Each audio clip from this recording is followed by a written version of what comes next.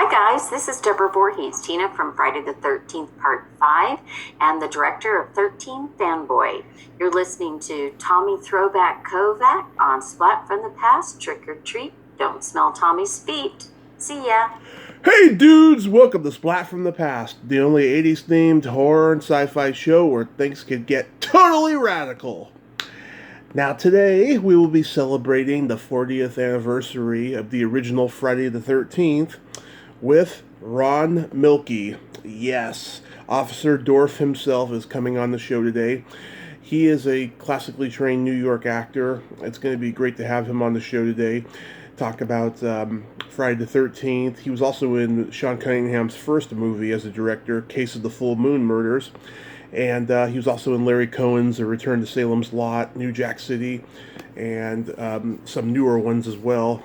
And it's going to be great to have him today.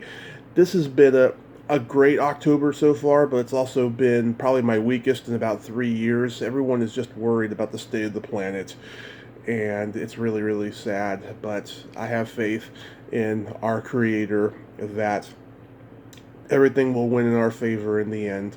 You just got to have faith. I have to believe it. I spent 30 days in a coma, and now I have a successful podcast. So, here is my interview with Ron Millkie. Hi, Tommy. Hey, Ron. Welcome to the show, sir. How are you today? I haven't taken inventory yet, you know. It's one of those days where you get up, you do your thing, and you don't think about it. I sure wish it was another year. We've had a terrible, terrible year, as you know, Tom. I know. But we'll forge through. My gut feeling is we'll be okay. I think eventually, so too. You know. Mm-hmm. I just hope I'm alive to enjoy when we come out of this. Oh, you will be, Ron. You will be. But I think we will survive all of this. And this is such a great honor. Thank you for taking the time today. No, it's fun. I always enjoy it. Nice. So, going back in time, did you gravitate toward acting early on in your childhood? Yes. In fact, when I was 5 years old, I staged a production of Romeo and Juliet in the backyard with my cousins. Don't ask me how I did that. I can imagine. I've been told. I can't imagine any 5-year-old knowing Romeo and Juliet, but that's what I heard from family members.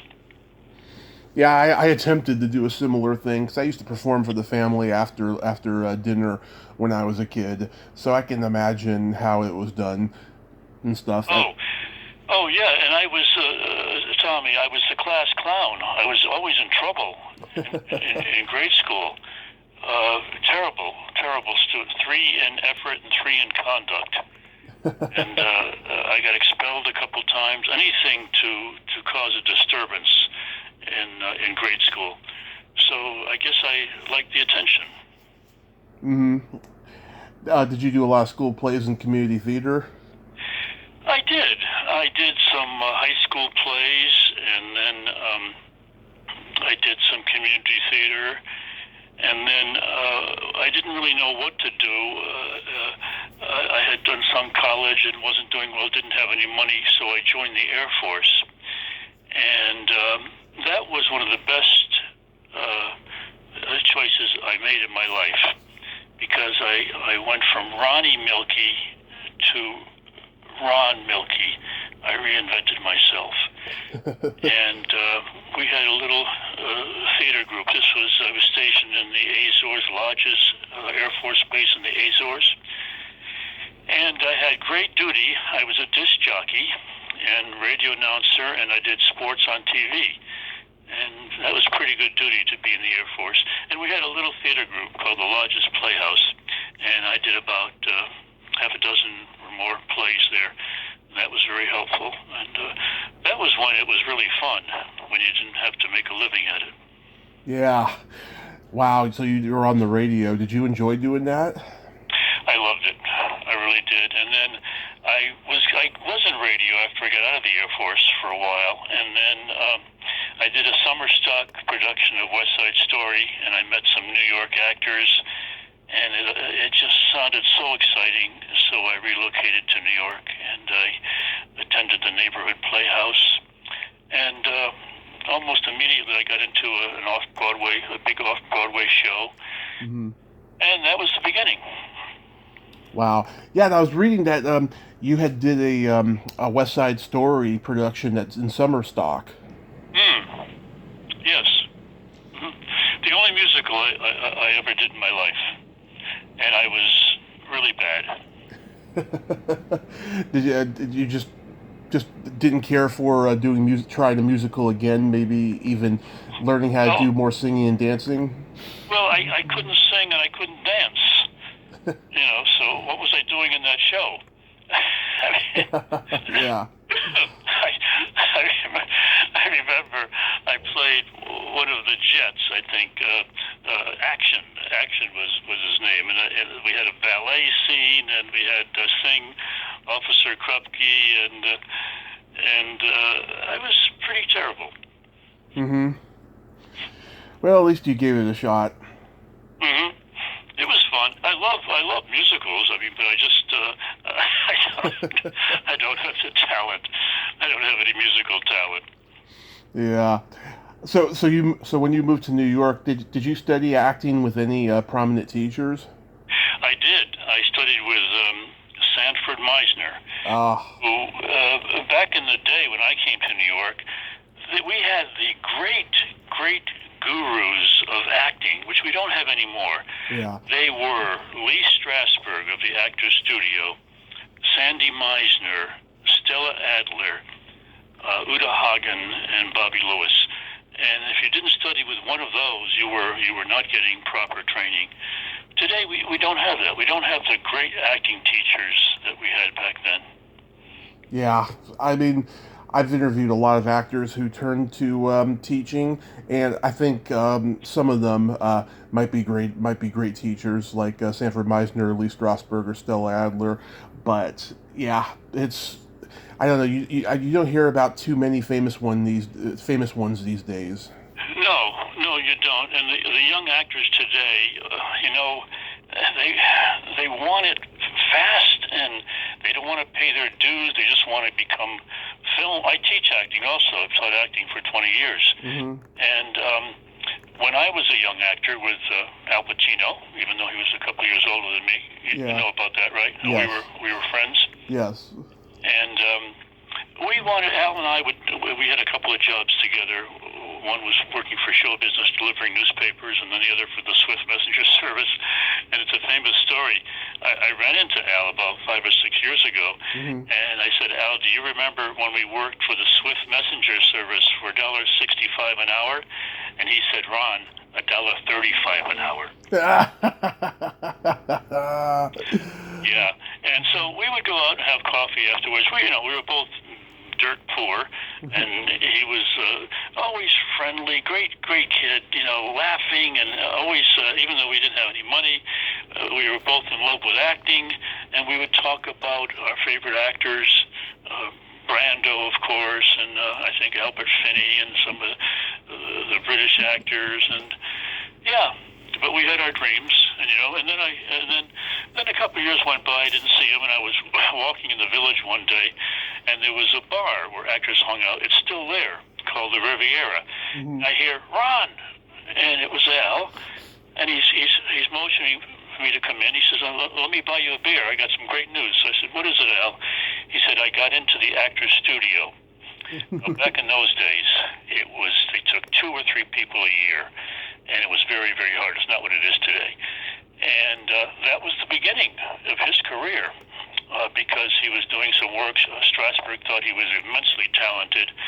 Nobody ever heard of Al Pacino. And then he was cast in a play called The Indian Wants the Bronx, Mm-hmm. from the studio, and it won him the Obie.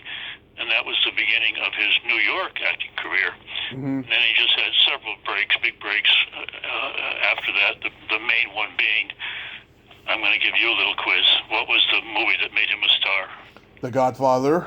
Yeah, there you go. Yeah.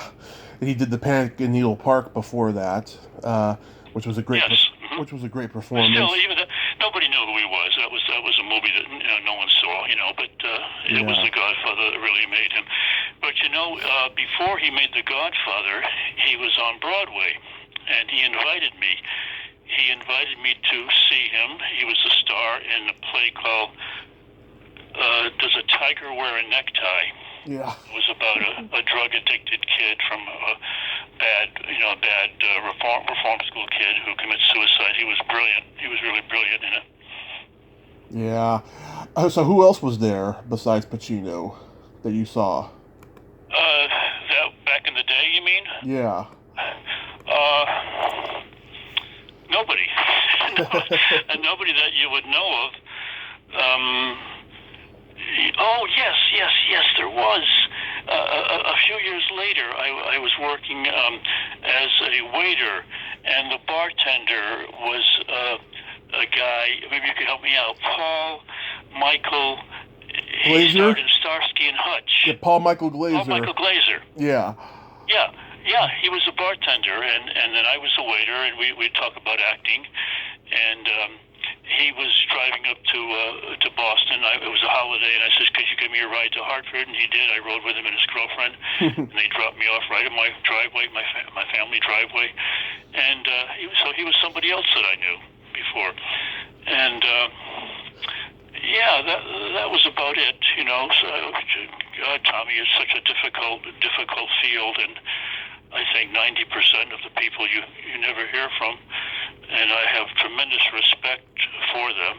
And a lot of these people were very, very talented. They just were not at the right place at the right time, or other reasons, because of their, let's say, their artistic talent. A lot of them fell into traps of alcohol abuse, drug abuse. A couple of them I knew died of heroin overdoses. Yeah. Yeah. Did you know Terry Kaiser? I knew of him. I did not know who he was.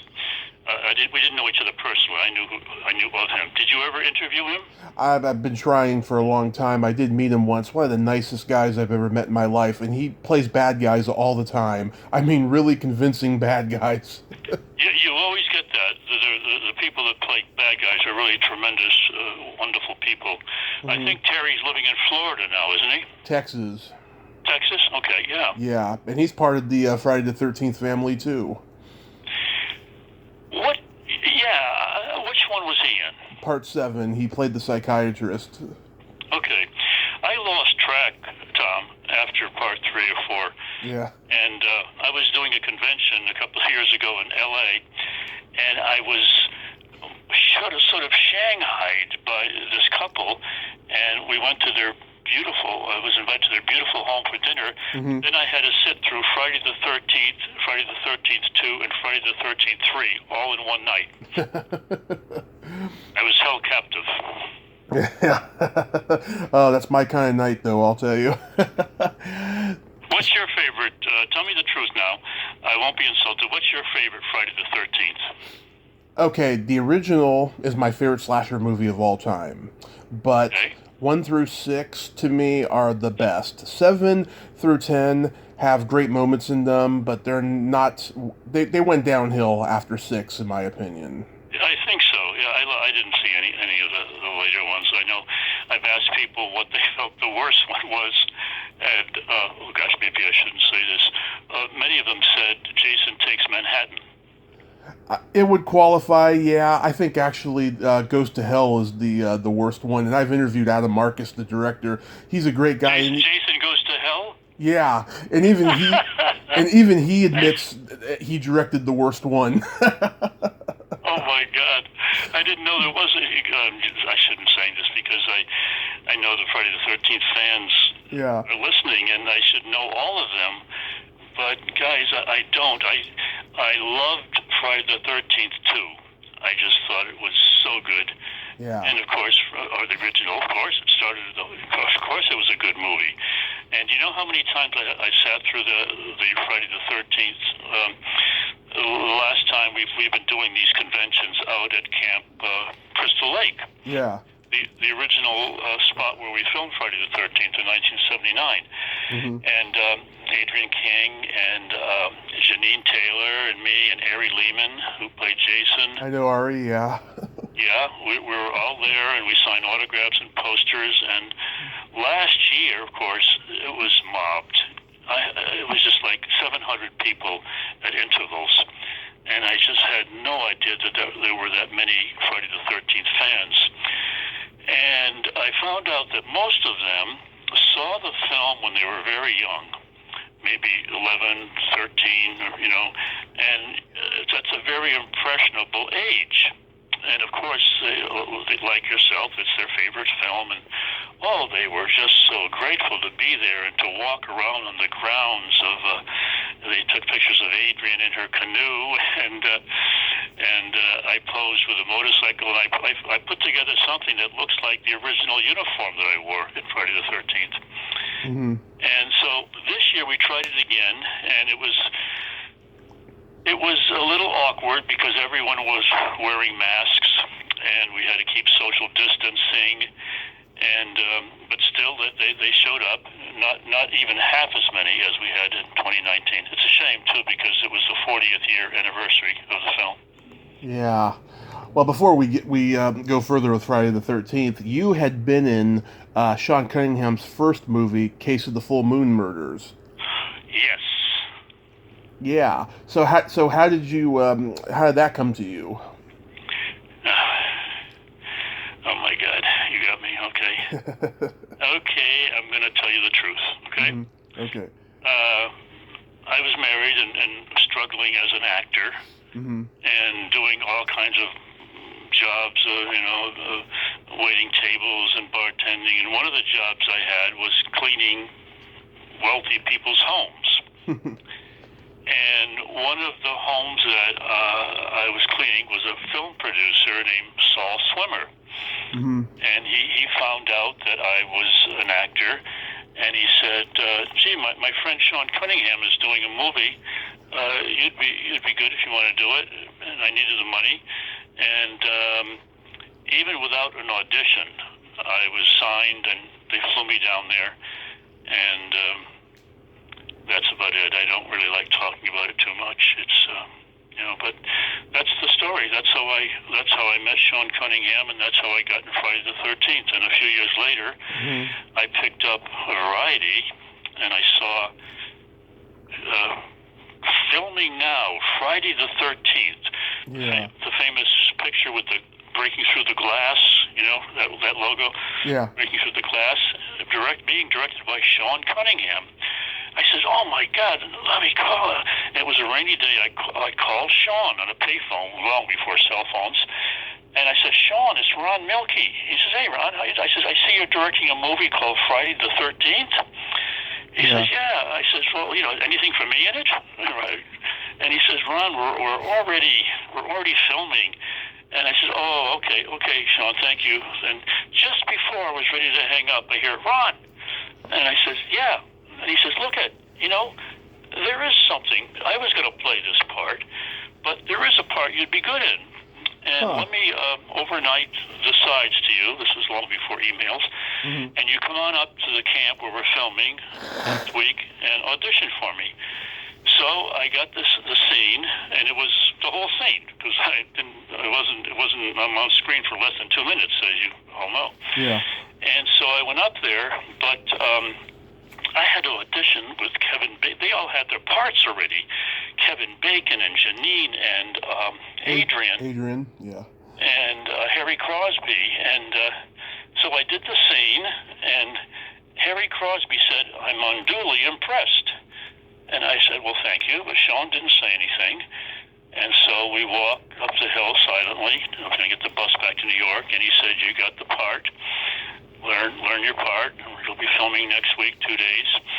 And so I'm reading the script, and I'm thinking, oh, this is interesting, I wonder if anybody's going to see this movie.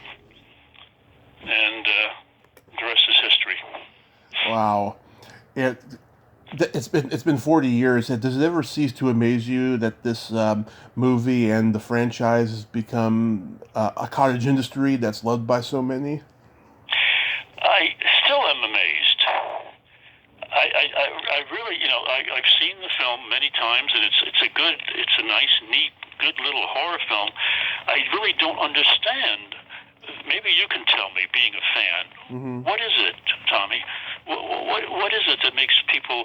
It almost has become their religion or something. I mean, I'm grateful. I'm grateful, but Um, what is it exactly that has made it such an amazing cult classic? Great acting, great tension building, great kills. Just a great story all around. I mean, that's just my perspective. That's why I like it so much. Hmm. Yeah. How old were you? How old were you when you first saw it? I was 8 years old. Well, see, there you go. How did you happen to see it at 8 years old? How did you how did Um, you even get into the theater, or did you see it in your friend's basement on video or something like that?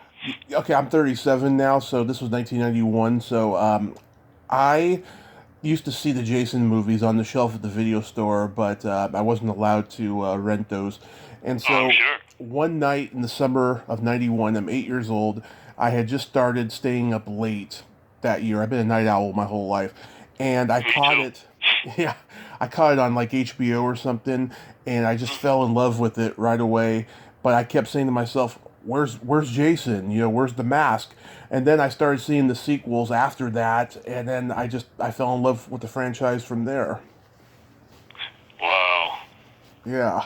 And you saw it by yourself the first time? Saw it by myself, yes. The only franchise I had been exposed to before that was Freddy Krueger, which was a lot younger than 8.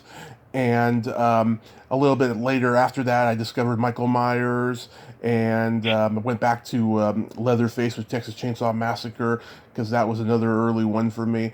And yeah, I just love Oh these. yes, I love. That's one of my favorites. The first Texas Chainsaw Massacre.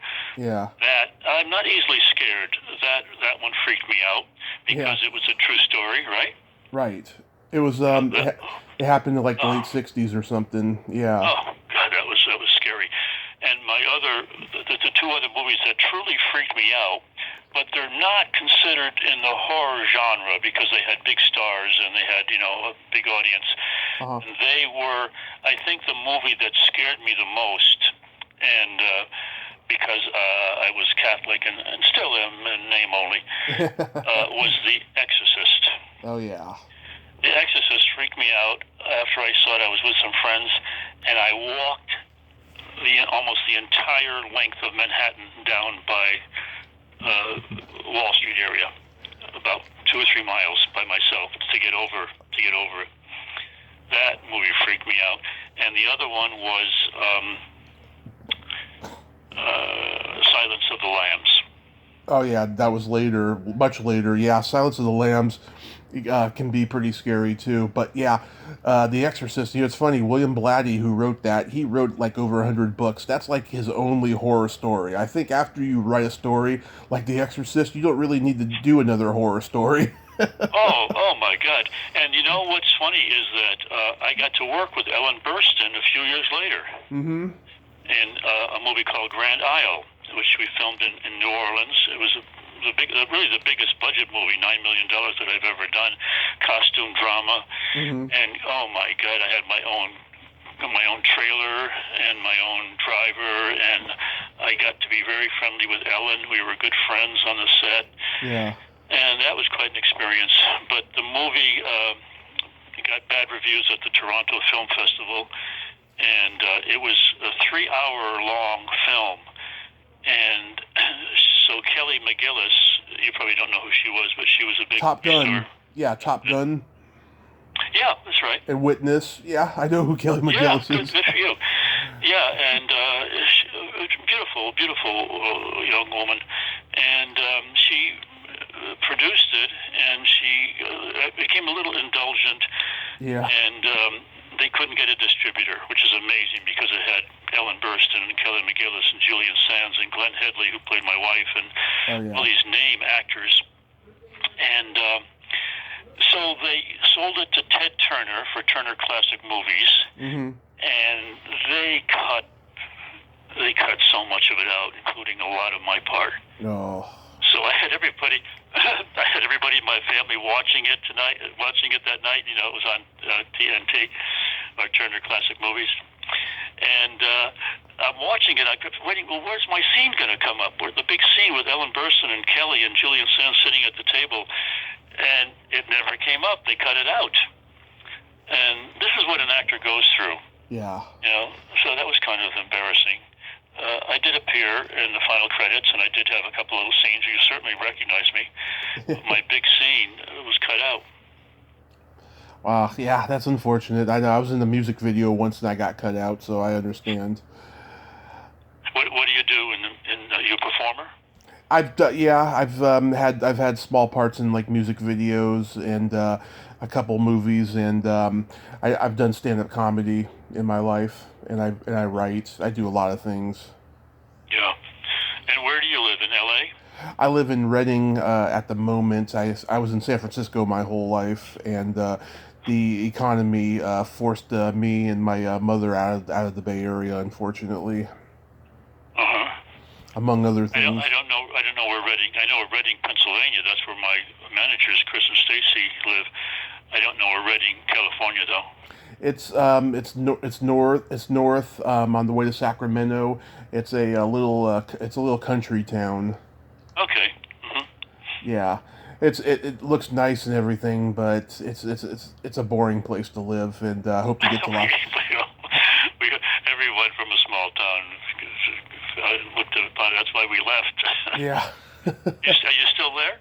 Yeah, I've been here 3 years. Hope to be in LA next few years after the pandemic has been straightened out. Oh God, I hope soon. Yeah. Did you ever live in LA?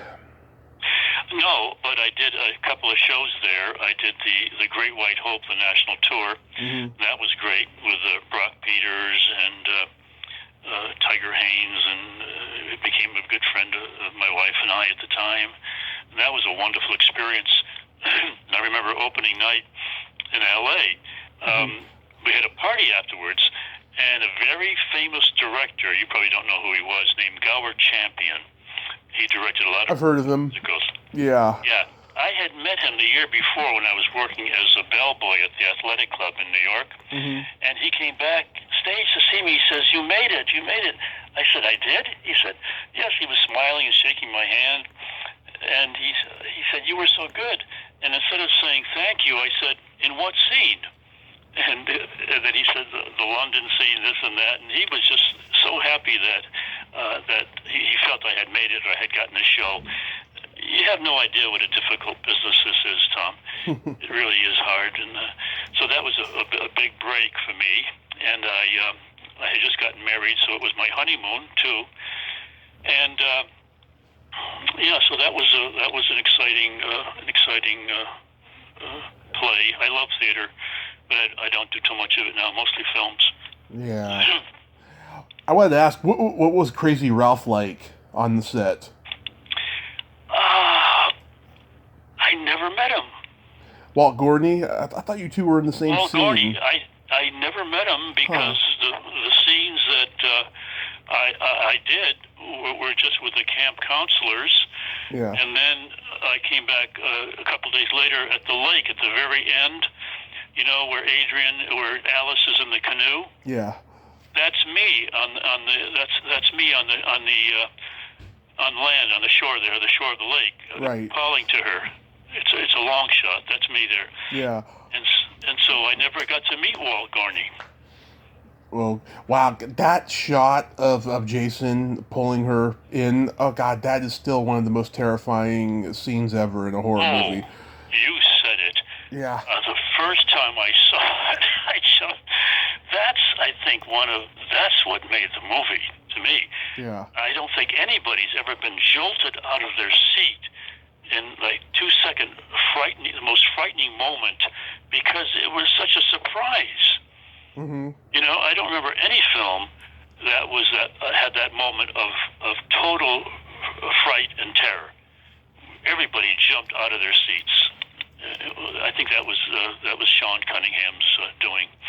Yeah. You think the movie's over and there's music playing and you figure and I heard of stories of people were getting up to leave the theaters all over the country, and then other people says, no, wait, sit down, don't miss this, because they had seen it several times. Yeah.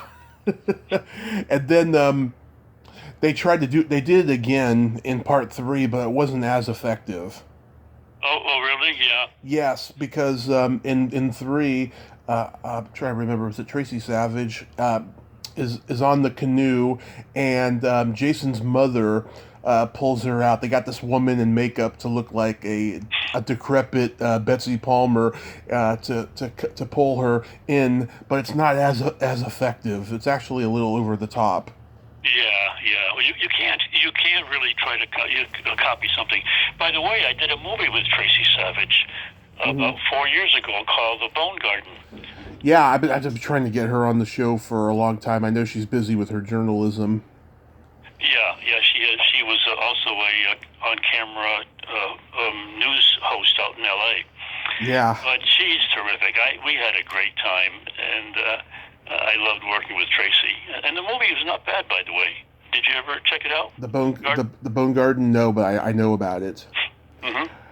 Yeah, I've been very lucky. I've interviewed so many people from each one of the series. You're my 4th from the original. Or 5th, actually. The other 3? Or actually 5th. Victor Miller, Adrian King, Ari, and Robbie Morgan. Oh, yeah. Oh, my gosh, yeah. I got to know Adrian and Robbie real well because we've done many conventions together. And we were in Germany, Dusseldorf, last November. I had a great time. Yeah. Around that same time, too, you also played a waiter in Sidney Lumet's Just Tell Me What You Want. Yes. It's amazing that you know that. That was my first job in the same year, 1979. And I remember that. It was Sidney Lumet, and I was just doing background work, and Joy Todd came up to me and said, Mr. Lumet would like you to do a little bit here. You're going to be Ally McGraw's waiter. Just go over to the table and ask her what she wants and this and that. And I did, and we were shooting it, and I felt I had to say something. I wasn't told I should say anything. I gave myself a line. Thank you very much, or is that all you like? Yeah. Something like that. And Sidney Lumet said, okay, give him the new contract. You're a day player. And I got a credit, and I got a credit as a day player, which is a lot better than an actor. And a lot of people had seen it, and friends from high school, I saw Ron and Ronnie, and what was the name of it again? Just tell me what you want. Alan King. Yeah, Alan King and Ally McGraw. Yeah. So that was the same year, and then a few months later I got Friday the 13th. Very interesting. Yeah, interesting year. Yeah. And then fast forward 7 years later, you worked with Larry Cohen on A Return to Salem's Lot. Yes, Larry Cohen. Oh my gosh. He passed away this past year, you know. I met him at one of his last conventions, and he was very bitter and very curmudgeon when I met him. Yes, that's true, but you got to know him. He was a great guy and one of the funniest people I've ever met. Oh, he was hilarious. Always. Yeah. Oh, yeah. And you know how I got to meet Larry? This is interesting. I was in a health food store, and his ex-wife, Janelle, was talking to me, and an actor and this and that. And I said, yeah. And she said, oh, well, my ex-husband's a director. And I said, yeah. I gave her my number. I just thought nothing would come of it. And I get a call from L.A. Is this Ron Millkie? Yes. This is Larry Cohen. I had to say I didn't know who Larry Cohen was. And he says, Janelle Cohen gave me, Janelle, I didn't know who she was. I forgot. We met in a health food store for about 5 minutes. And he said, my daughter is coming to New York, and I understand you teach acting. And I'd like to know if she could come to your class. And I said, sure. And so I met Jill. She came to my class, and she was in the class a couple of months. And Larry came to New York, and he came to my acting class, and he was very impressed with what I did. He says, "You did a great job with my daughter. I'm going to write a part for you in this movie I'm directing called A Return to Salem's Lot." I said, "Well, thank you, Larry." And so we filmed that famous scene where the blood is trickling down my chin. And then Halloween night, I ran into him in the village. He was with his soon-to-be his second wife. And he said, "Ron, you know what? I got another scene for you. I'm going to write another scene for you." So I got a call, and I was on the set, and we did the other scene. And I worked with some wonderful actors, people you've never heard of that were famous years ago, June Havoc. Mm-hmm. People that were famous in the 30s and 40s and 50s, and that was quite an experience working with Larry on that movie. I played a vampire, and a lot of people mention that. A lot of people have seen that movie also. Yeah, and Michael Moriarty was in it. Yes, I've heard he. Not one of my favorite people, I have to say. I've heard, I heard he can be pretty nuts. I hate to badmouth anybody, but he was so weird. He was so weird. They spent 2 hours setting up a scene where I had a close-up with Michael, mm-hmm. and we filmed his scene first, where he's talking to me, and then they another hour, so they turned the equipment around. It was my close-up, and we did the rehearsal, and he was looking down the ground. I said, "Michael, could you at least look at me in the scene, so I can act off you?" And he said, "You don't need that." And he continued to look at the ground, and so I did my close up there without him. It was kind of a weird guy. Yeah. I don't know whatever happened to Michael Moriarty. Do you know? I'm sure his reputation eventually got out. I talked to somebody the other day who was taught by him in New York and said that he was quite a mentor. But yeah, he could be pretty crazy, And I remember I heard Nick Nolte say in an interview that he was in a theater company with him in New York many years ago, and he got committed to an asylum for a little bit. Oh, really? Oh, wow. Yeah. I didn't know it got that bad. Yeah, so he was, I remember in one scene I was about to make an entrance, and I heard these great voices. Andrew Duggan, do you know who he was? Mm-hmm. Yep. He was on John Boy, what was that show? With the Waltons. I've interviewed one of them. Oh, here you go, you're good. The Waltons, I heard this great voice, vampires, and Evelyn Keyes, who was a movie star in the 40s, and I had some nice conversations with her, and Robert Burton, who was a Shakespearean actor, and they were just really going at it with all this dialogue, and all of a sudden I hear, blah, blah, blah, blah, blah, blah, and that was Michael Moriarty saying his lines. I hate to put anybody down, but I've worked with so many wonderful people, that was probably, he didn't do anything terrible to me, it's just that he was weird. Yeah. You were an uncredited DA in New Jack City? Yes, that was another interesting story. I had been called without an audition. I was given a small speaking part as a detective, and I was really excited. And I wore the raincoat, and I had myself all ready to do the scene. And they came in and they said, "Ron Millkie, come out here." And one of the ADs came to me and she said, "Ron, I got some bad news. You're still going to get your day player pay, which was I think $500 in those days, but the producer wants to play your part." I said, "You've got to be kidding me."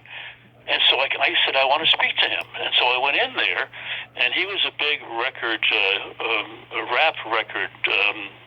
distributor, very, very rich. He backed the movie. And I said, "Look, I'm an actor. This was you're taking the part away from me." And I had these lines, and I was looking forward to it. And I'm a member of Screen Actors Guild, and this and that. And he says, "Okay, my man, come with me, my man. You're going to sit right here. Ron's going to sit right here next to me." And he had my lines.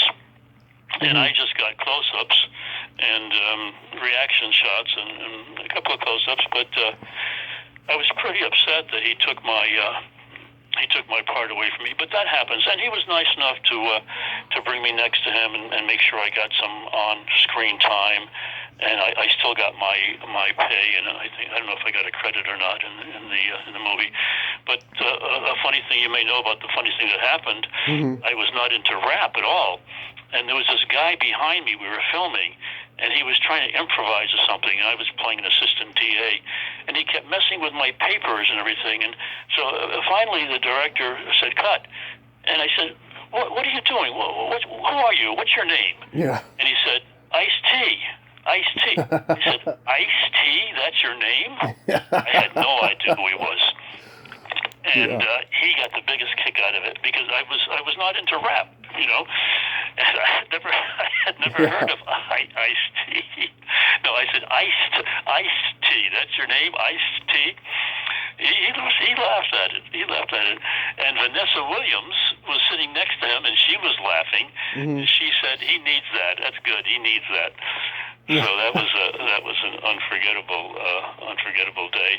And I also told the lead, I said, "You're going to be a star." And he did. Do you know who the lead was on that? I can't. Wesley Snipes. Yes, Wesley Snipes. No one had ever heard of him. I saw something in him. I said, "You're going to be a star." And he said, "Oh, thank you, man. Thank you." And he did. Yeah, it's crazy what can happen in certain moments when you're making movies. Yeah, and that's another one movie that became, you know, a very, very popular movie. And then you did Satan's Playground with Felissa Rose and Ed Neal from Texas Chainsaw Massacre. Yes, Ed Neal was not in the movie. I think, I don't know what happened. I may have been his replacement. Dante Tomaselli, wonderful, one of my favorite directors, wonderful guy. And, yeah, that was also an unforgettable shoot because, do you know what year it was, Tommy? That was made, 2006, something like that? Yeah, 2006 it came out. Yeah. It'll go down in history as the coldest winter we've ever had in New York. And we're filming outdoors, and I'm not exaggerating saying it was like 10 degrees below zero.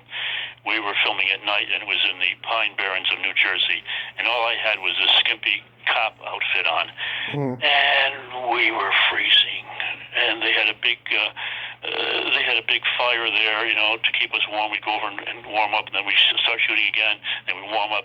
And I had a scene where the Jersey Devil is supposed to attack me, and then my hand is all bloody. They put this fake blood on my hand, and I'm supposed to slowly slide off and die. Well, my hand got stuck. It was so cold that the fake blood, my hand got stuck to the top of the police cruiser, and they couldn't get my hand off. And they got free zone, and they were trying for half an hour, and all the skin from my hand came off when they finally ripped my hand off the car because of the metal. It had stuck. It had stuck to the car. And they had some first aid there for me and everything, but that's how cold it was. Wow. So I see all these gaps on your IMDb. Have you primarily been a stage actor in your career? Well, that's what I started out to be. That's why I came to New York from Connecticut. And it started out that way. I did a lot of theater. I did toured with the dinner theater. This was back in the day when the dinner theaters down south were very big. And I did several shows, and I had a great time. We'd wait on tables, you know, the actors, and then the stage would come down, and they had quite elaborate buffets and great food, and the people would see a show. And the show that I toured with for 7 months was called Will Success Spoil Rock Hunter? And I played the lead in that, the Tony Randall. The movie was made with Jane Mansfield and Tony Randall. Do you know who Jane Mansfield was? Oh, yes. Okay. Her daughter's on Law and Order. Yes. Haggerty, I can't think of it really. Yeah. Yeah. And so that was a great experience. I got out of New York. I was a starving actor. You don't know what poor was in those days. This is Al Pacino and I. We were dirt poor. So it was making me some money. I was out of New York in the cold winter down south, and we were, you know, having a great time. We opened in Roanoke, Virginia, then went to Richmond, then North Carolina, Atlanta, toured the whole South, and that was great. And I saved some money and had a great time. And then I did some summer stock after that, and came back to New York and did a lot of showcases. Showcases are plays off Broadway that you don't get any money for. And then I got the height of my stage career was getting The Great White Hope. And then after that, after Friday the 13th, really, I just did films, mostly horror films. Mm-hmm. And you teached for 20 years, you said before? Over 20 years, yeah. Over 20 years. Did you find a satisfaction teaching that you didn't get with actually acting? It was different, and I really enjoyed it. And like I said, teaching young actors, it was certainly different, and I didn't have to learn lines. But it was I still missed acting. It was not the same thing, you know. Mm-hmm. Film acting was really interesting. The wonderful thing about film acting is that you do it, and then if the film's any kind of success, you'll be immortalized for many, many years. Whereas if you do a play and you're brilliant on Broadway or something, and people see you and you get 5 curtain calls, it's soon forgotten. But a movie will be there for generations, even after I leave this planet. People will see that movie and maybe say, "Who played the motorcycle cop?" You know. Yeah. And that's worth something. Mm-hmm. It sure is. Do you worry about the future of live theater with COVID going on? I do. I love to go to the theater and in Broadway, and it's very sad. And I feel bad for these actors who, a lot of them are just mainly stage actors. Yeah. They do, especially the musicals, and they don't do films. They do Broadway, and a lot of them have gone home or given up, and some have died. And there was a famous one named Nick Cordero. Did you hear about his story? No. He was an actor who had a 10-month-old son. In the late 30s, he was in Waitress and a couple of Broadway shows. I think Rocky. And he got the virus, and he hung on for a while, and he died during that awful spring, March, April, May. Yeah, a couple of people I was supposed to interview got COVID living in New York and passed, unfortunately. Unbelievable. It'll go down in history. It was frightening. I remember March, going out in the street. I had to go to the store to get groceries. Mm-hmm. Deserted. Totally deserted. I said, "This is not New York." That's my cell. I'm going to ignore that. Yeah. And so this will go down in history, Tommy. It will. The COVID-19. I'm writing a play about it, by the way. Oh, that's interesting to write a play about COVID. Wow. Well, it started out as just a comedy about. It was based on a true story of a friend of mine who was in a nursing home. In fact, I have his cat. She's looking at me right now, and he had to go to the nursing home, and he eventually died there. But the lack of nurses, and so I was writing it, and then COVID hit, and so then I turned it into a COVID comedy, if you can believe that or not. Mm-hmm. It was rather unusual of what happens in this nursing home during the COVID. I'm still writing it during the COVID pandemic. Wow. I hope it gets to be seen. I hope so. I wrote it for Joe Pesci. Do you know who he is? I know who everybody is. That's why I have this podcast. Oh, he would. He'd be so great in the part. He really would. I could send it to Al. Al's not really right for the part. He's got just too much. I don't know, glamour, rage, anger, glamour. But Joe Pesci, he would be perfect. Did you see The Irishman? I heard it was good. I haven't had a chance to see it yet. Yeah, I liked it a lot. Nice. And how's it going over there overall in New York? Because I heard that New York's got the worst of it in terms of businesses closing. Like they just closed down Rodney Dangerfield's comedy club. Oh, yeah, terrible. Yeah. Just terrible. And they made an effort to open the restaurants, but nobody's going in, so they're still sitting outside. So people don't feel safe going into the restaurant. So what they're doing now is they've constructed these tents outside the restaurant in the streets, and people are still sitting outside. And oh God, so many small businesses have just closed down, and they need some help from the government. Yeah, it's real bad. It's terrible. I've been homeless before for 4 years, me and my mother, and I don't want to go back to it. So we're being smart. We're being smart with our money and stuff. Where did you live during this time when you were homeless? In San Francisco. That's why we got out. Were you where did you sleep? Were you out in the street or in your mother's car or what? We were in our car. We crashed on people's couches. We couldn't get help from any of those programs. Those programs are fixed and they're bullshit. We couldn't get any help at all, and it was very tough. How old were you? I was only 30 when it first happened, and then we finally got up here 3 years ago, because one of the reasons why we couldn't find a place to live was because her credit was so bad, and they don't really care about credit up here, so it was easy for us to move up here. Wow, it's amazing. How can I say this with any degree of modesty? But all summer long, starting in May, I was cooking one meal for a homeless person. Mm-hmm. I walked the streets every night during the end of May, June, July, August, and September to feed a homeless person. And that was really worth it to me, to do something for somebody else.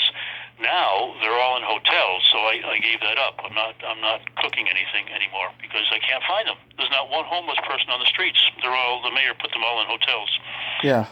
But so if there's a good side to this COVID-19 pandemic, it makes you bring out the best in yourself, maybe. Yeah. And for 4 years, we had to go to a P.O. box to get our mail. And God. You know what? Mm-hmm. If I had known you could have come to my place and I would let you stay here. Let you stay here. Thanks, Ron.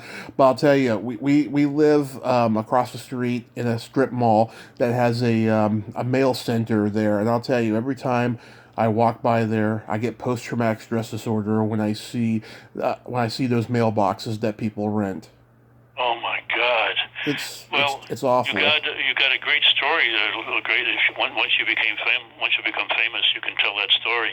I'll tell. I've been telling it for the last 3 years on this podcast. I'll always tell it because a lot of amazing things have happened to me. Had a car accident. I was in a coma for 30 days. You're kidding. No. Where did that happen? In California? It happened in San Francisco. Yeah. On the highway? On a highway. Yeah. Oh, that's why I never would drive. I was in L.A. several times. I would never drive in California. Crazy. They're crazy on the highways there. Yeah, it's awful. I know several people that died. One was, God, I'm having a moment. I can't think of her name. A famous acting teacher. But the guy who directed Porky's. Oh, Bob Clark. Yeah. Bob Clark. I was Bob Clark. I was doing some background in a movie called Turk 182. I love that movie. Yeah. Yeah. Well, listen to this. I had a copy of Ron. He comes over to me. He says, the director comes over to me and says, "Are you Ron Millkie?" I said, "Yes." He said, I was so embarrassed because I didn't even know who he was. And he says, "You were in my very first movie, a short about a horror movie, and it was regarding the barf bag, and you were the announcer."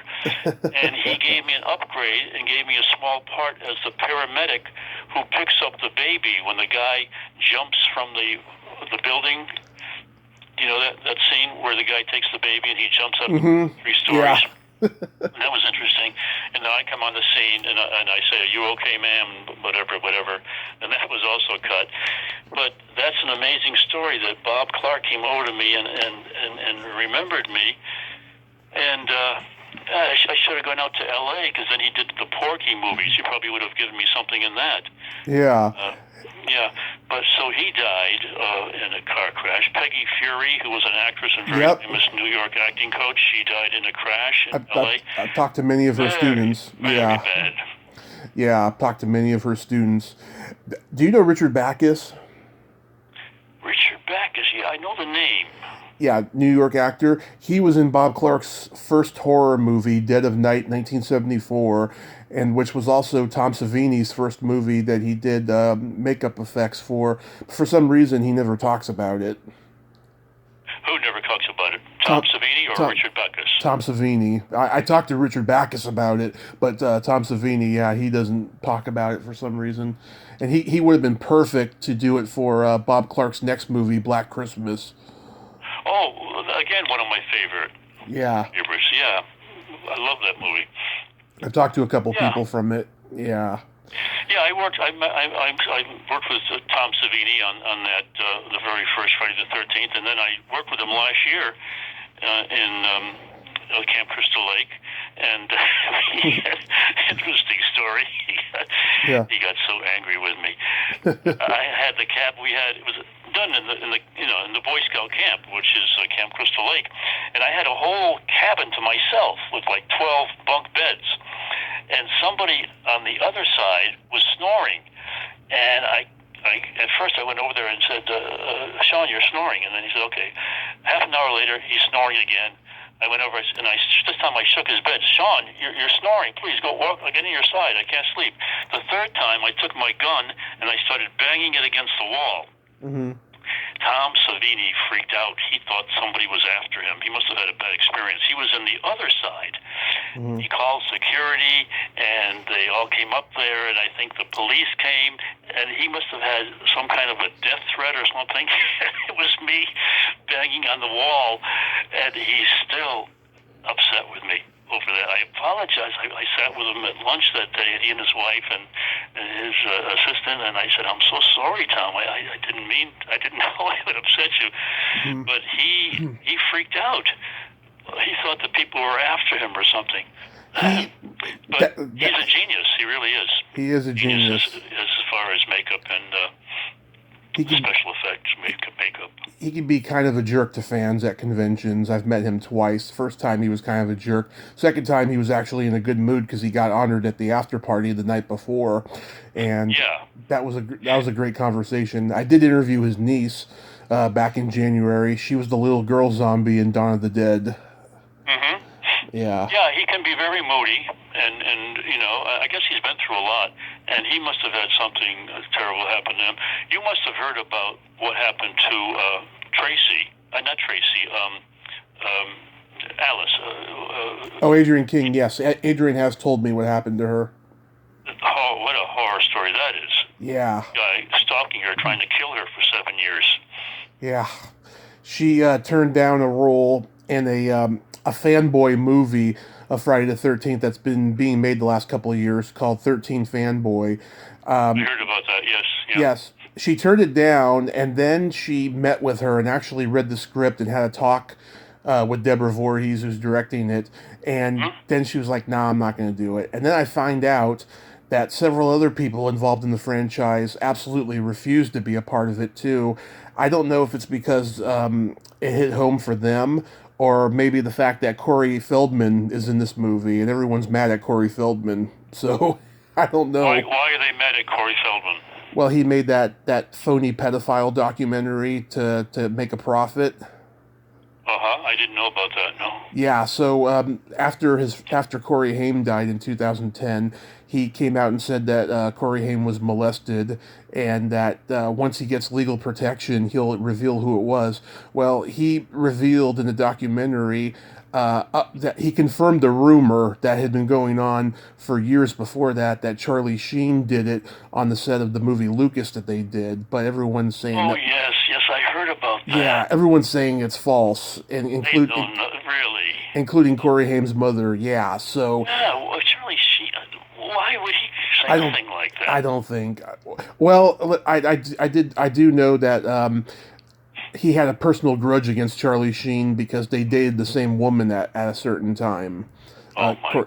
Corey Feldman How can and him. anybody sink so low? I mean, sort of say that, but really, Yeah, Charlie Sheen is not a pedophile. Come on. I know he's not, but yeah, I think that everyone's mad at Corey. That's why they won't be a part of the project. That's just my opinion. For good reason. Yeah. It's awful. I did hear something about that. Yes. Oh my God. Yeah. No. Yeah. Oh gosh. Well, Ron, I hope in the future I get to meet you at a convention. If it can be, if it can happen, after all this craziness. We will. I have a feeling I'm very intuitive. We will meet. Okay. Absolutely. And I thank you for coming on today. This was a lot of fun. It was fun. I loved it, Tommy. Okay, you stay safe and be well. Okay, you too. Bye. Bye-bye. Well, there you have it. Ron Millkie. Ain't he a cool dude? Oh, what a nice man, huh? And great stories, and very engaging, too. I don't get a whole lot of engaging guests, so it was great to talk to him. If you like this video, everyone, please subscribe to my YouTube channel, add me as a friend on Facebook, join my Tommy Kovac Comedian page on Facebook, follow me on Twitter and Instagram, and all that fun stuff. Well, that's all the time we have this week on Splat from the Past. Until next time, this is Tommy Throwback Kovac saying, there's no shame in living in the past, because the present sucks. Later, dudes! Ch-ch-ha.